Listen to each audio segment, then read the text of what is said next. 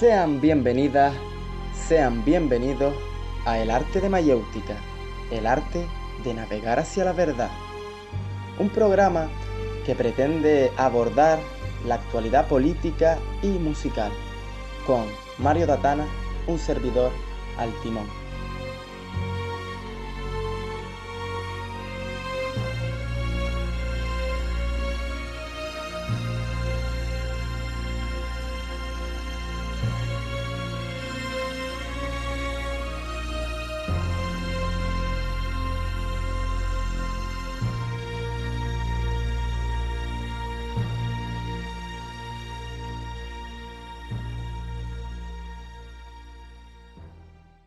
Buenos días, buenas tardes o buenas noches, mayéuticos, mayéuticas, mayéuticos, vamos a dejarlo ahí. Hoy vamos a seguir hablando un poco de la Constitución española o del Estado español y vamos a distinguir las dos partes fundamentales de la Constitución. Se divide en dos partes, una es la parte dogmática y la otra es la parte orgánica.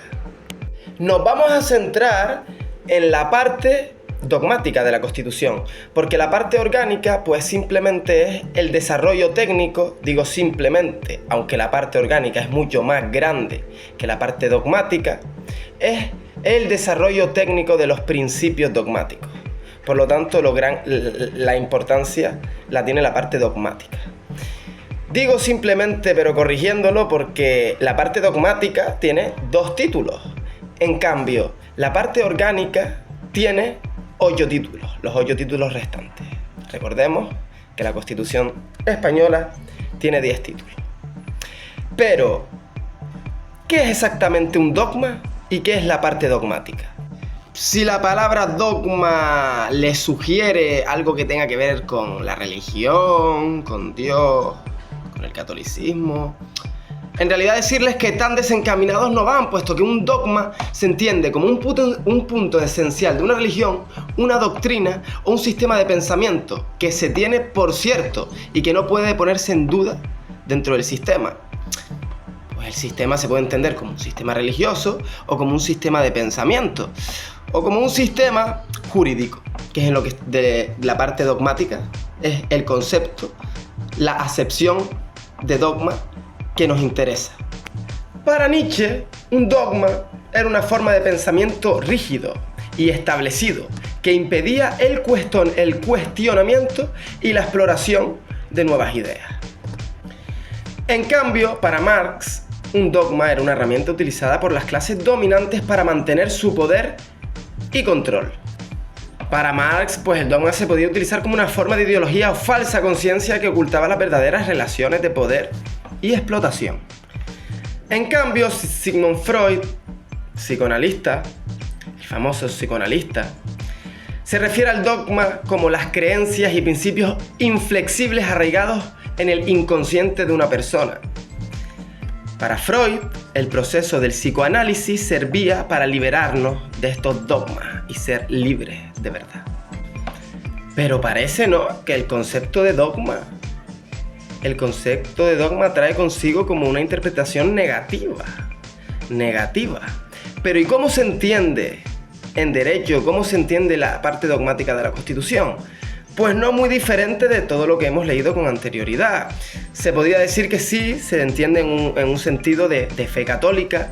La parte dogmática de la Constitución recoge esos principios inamovibles, esos principios que son básicos para nuestra convivencia, para la convivencia del Estado español.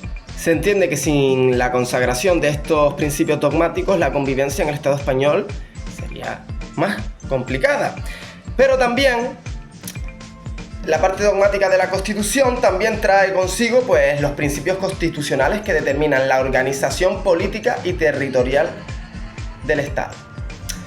Entonces se podría decir que en un sentido religioso filosófico la palabra dogma podría tener una interpretación negativa, puesto que son postulados que son inamovibles y casi incuestionables. Y esto, bueno, pues no es muy positivo para la filosofía, ¿no?, que pretende cuestionarlo todo. Pero en un sistema jurídico, la parte dogmática tiene un sentido algo más positivo, ¿Por qué? Porque son los postulados inamovibles que nos permiten convivir. La parte dogmática, pues a su vez, se puede decir que es el núcleo constitucional, ya que aparecen las garantías, mecanismos y eficacias de la propia Constitución.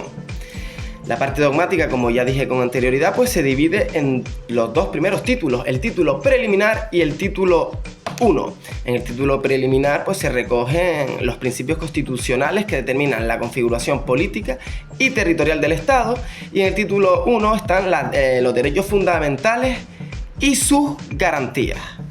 Me vuelvo a corregir, en el título 1 aparecen los derechos fundamentales y los deberes fundamentales porque, bueno, alguien se cree que la libertad son solo derechos y no deberes, pero no es así. Pero en el vídeo de hoy vamos a centrarnos un poquito más en el título preliminar, ¿vale? Que en el título 1, puesto que el título 1 sí desarrolla los derechos fundamentales, públicos e individuales, pero digamos que para el objeto de este vídeo me interesa más analizar el título preliminar. Y el título 1 ya lo dejamos para otro momento porque si no estamos aquí hasta mañana. Artículo 1 del título preliminar. Empezamos con la parte dogmática. Lo leo tal cual. Artículo 1, punto 1. España se constituye en un Estado social y democrático de derecho, que propugna como valores superiores de su ordenamiento jurídico la libertad, la justicia, la igualdad y el pluralismo político. El artículo 1.2 consagra que la soberanía nacional reside en el pueblo español, del que emanan los poderes del Estado. Y el artículo 1.3 dice que la forma política del Estado español es la monarquía parlamentaria. Pero bien, ¿qué tienen en común todos estos conceptos? Cuando hablamos de justicia, y hablamos de igualdad y hablamos de libertad, ¿qué estamos hablando en realidad? Estamos hablando de conceptos filosóficos metafísicos, que no tienen una concreción por sí solos, son totalmente abstractos por sí mismos. Me explico. ¿Qué sería la justicia sino un término vacío y abstracto si no se desarrollara y no se complementara luego en la parte orgánica en el título 6 del Poder Judicial? Pues la justicia sin el Poder Judicial no sería nada. Dicho de otra forma, este principio dogmático sin luego su desarrollo orgánico en el título 6, pues no sería nada. De esta misma forma que sería la libertad, sino más de lo mismo, un concepto vacío y abstracto si no hubiera poderes, si no hubiera instituciones judiciales que garanticen que esta libertad existe. Por otro lado, la soberanía nacional reside en el pueblo español. ¿Qué significa esto? ¿Qué idea más? Reside en el pueblo español. ¿Y esto qué significa? Pues no significaría absolutamente nada si luego en el título 3, las Cortes Generales, pues no se desarrollara la soberanía nacional y se desarrollara que la soberanía nacional, concepto abstracto, luego se concreta que el Congreso de los Diputados y el Senado desarrollan esta soberanía nacional a través de su actividad. Por otro lado, pues vemos cómo se declara como forma política del Estado español la monarquía parlamentaria, que a su vez se desarrolla en el título 2, la corona.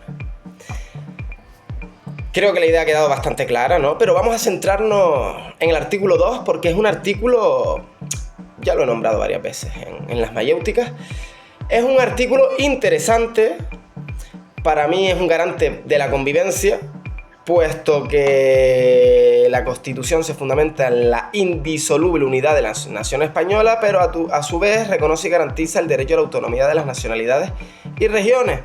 Por lo tanto, podemos decir que es un artículo que no deja contento a nadie en pro de la convivencia. La indisoluble unidad de la nación española es una idea totalmente dogmática. Con las definiciones que acabamos de ver con anterioridad, pues esta idea sí que es concretamente dogmática, ni siquiera se desarrolla más adelante en ningún título, como sí se desarrolla en el título 7 el principio dogmático de la garantía y el derecho a la autonomía de las nacionalidades y regiones. La indivisibilidad del Estado español, patria común, es el principio más dogmático que se recoge aquí, puesto que después no se desarrolla en ningún título orgánico. Por sí misma, pues ningún parlamento, como ocurrió en la famosa DUI, la Declaración Unilateral de Independencia, un parlamento como es el catalán no puede declarar la independencia porque iría en contra de este principio dogmático, principio que garantiza la convivencia de todo ciudadano español. Otra diferencia bastante destacable entre la parte dogmática y la parte orgánica es el nivel de protección frente a un cambio constitucional. Digamos que la parte dogmática, como garante de la convivencia, interesa que no se toque mucho. ¿Para qué? Pues para que podamos seguir conviviendo. Por lo tanto, se puede decir que está bunkerizada esa parte de la Constitución. En cambio, la parte orgánica, la Constitución del Estado español, la Constitución española en general es bastante rígida, por lo tanto, ni siquiera la parte orgánica, que es más fácil de cambiar, es tan fácil. Pero digamos que si enfrentamos la parte dogmática a la parte orgánica es más sencilla de cambiar que la parte dogmática. ¿Por qué? Pues bueno, hacen referencia el 167, hace referencia a los cambios orgánicos, lo que vamos a llamar al procedimiento ordinario de reforma de la Constitución. Y el 168 es el artículo que versa del procedimiento extraordinario para modificar, reformar cualquier parte dogmática. Pues aunque ambas son rígidas, son bastante complicadas de que se lleven a cabo, digamos que el 167, el ordinario, es un poco más sencillo que el 168 porque requiere 3/5 partes de la aprobación del Congreso de los Diputados, frente a los 2/3 que representa el procedimiento extraordinario. Esto en realidad lo que quiere decir es que hace falta 210 diputados para reformar la parte orgánica y hace falta 233 diputados para reformar la parte extraordinaria. ¿Ustedes se imaginan a 233 diputados poniéndose de acuerdo para cambiar la Constitución? Poniéndose de acuerdo en algo, cuando la ley de ELA, que era para financiar a todas las personas que padecían la enfermedad del ELA, pues ahora, después de una legislatura, después de 4 años, después de una legislatura entera, ahora salió adelante con 350 votos, pero ni siquiera se han podido poner de acuerdo en eso. Pues no creo que 233 diputados se vayan a poner de acuerdo para estas cuestiones. Pero es que aún va más allá. Una vez los diputados hayan votado a favor de este cambio, recordamos 210 ordinario, 233 extraordinario, tendrá que ratificarte por referéndum de que este cambio lo quiere el pueblo. Imagínense que los 210 o 233 diputados se ponen de acuerdo y después el pueblo no lo ratifica en referéndum. Pues bueno, cometí un error. En el artículo 167, procedimiento ordinario, no es exigible un referéndum, al menos que lo pidan 35 diputados.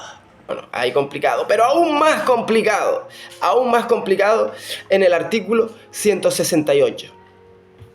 El procedimiento extraordinario, pues es más complicado, recordamos, 233 diputados se tienen que poner de acuerdo, luego se tienen que disolver las Cortes, que haya nuevas elecciones y que la nueva configuración del Parlamento pues vuelva a ratificar este cambio, es decir, que se puedan volver a unir 233 diputados para volver a decir que sí.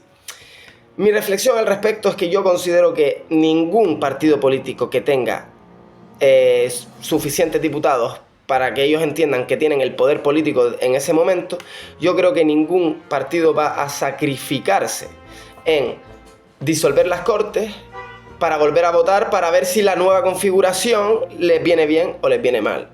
Yo creo que ningún partido se arriesgaría a eso. Y aún más allá, luego de que los 233 diputados se pongan de acuerdo para modificar alguna cuestión de la parte dogmática, se disuelvan las Cortes, volvamos a votar los ciudadanos, vuelva a haber una mayoría similar que permita que 233 diputados ratifiquen. Y luego y luego referéndum por parte de la población. Imagínense que el pueblo esté en contra. Digamos que es muy complicado cambiar la Constitución española y más complicado aún cambiar la parte dogmática en pro de la convivencia. Como cuestión final de las reformas constitucionales, pues decir que el artículo 169, si algún día ustedes no se acuerdan de cuántos artículos tiene la Constitución, pues ustedes se acuerdan del número porno del 69 y le añaden un 169. Pues en el 169 versa sobre que no se puede realizar ningún cambio constitucional mientras estemos en estado de alarma, o de sitio, o de excepción. Esto quiere decir que todo lo que hemos hablado ahora de la reforma constitucional no se hubiera podido hacer mediante el COVID, cuando ocurrió el COVID, puesto que había estado de alarma. Hasta aquí el vídeo de hoy. Espero que les haya gustado y espero que hayan entendido bastante la diferencia entre la parte dogmática y orgánica de la Constitución y que se sepa la importancia que tiene la parte dogmática. Vamos a acabar con algunas curiosidades. En el artículo 5, título preliminar, por lo tanto parte dogmática, se reconoce la capital del Estado. La capital del Estado es la Villa de Madrid. Pregunta para mis mayéuticos: ¿cuál era la antigua capital del Estado español antes de ser Madrid?